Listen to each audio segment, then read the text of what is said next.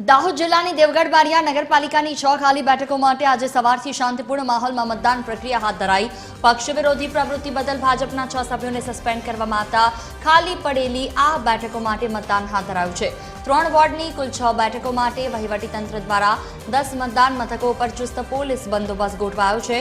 Ward number 1ની એક બેઠક પર ભાજપ, કોંગ્રેસ અને અપક્ષ એમ ત્રણેય પક્ષો વચ્ચે ત્રિપાખીયો જંગ જામ્યો, જ્યારે વોર્ડ નંબર 4ની 2 બેઠકો પર ભાજપ અને આમ આદમી પાર્ટીના ઉમેદવારો વચ્ચે સીધો રસાકસી ભર્યો મુકાબલો ચાલી રહ્યો છે।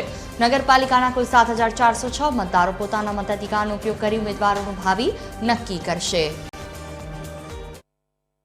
દેવગઢ બારિયા નગરપાલિકાની 6 ખાલી બેઠકો ઉપર આજે પેટા ચૂંટણી યોજાઈ રહી છે, ત્યારે અમે છીએ દેવગઢ બારિયાના મતદાન મથક પર। આપ જોઈ શકો છો, અહીંયા વહેલી સવારથી જ 7 વાગ્યાથી છે મતદારો છે તે મતદાન કરવા માટે ઉમટી પડ્યા છે। ત્યારે ખાસ કરીને વાત કરીએ તો 10 જે મતદાન મથકો છે તેના પર મતદાન યોજાવાનું છે અને 6 ઉમેદવારો જે છે એ ચૂંટણી લડી રહ્યા છે અને મોટી સંખ્યામાં જે મતદારો છે તે મતદાન કરવા પહોંચ્યા છે। મહિલાઓથી લઈને જે વડીલો છે, યુવાનો છે, તમામ જે લોકો છે એ મતદાન કરવા માટે પહોંચ્યા છે અને મોટી સંખ્યામાં અહીંયા જે પોલીસનો બંદોબસ્ત પણ ગોઠવવામાં આવ્યો છે। ત્યારે અનિચ્છનીય ઘટના ન બને તેને લઈને પણ તંત્ર દ્વારા પૂરતી વ્યવસ્થા કરવામાં આવી છે।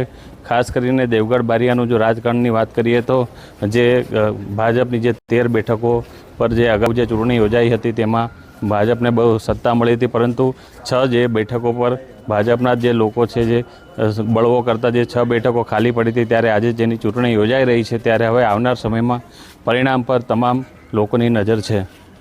મયુર રાઠોડ, TV13 દાહોદ।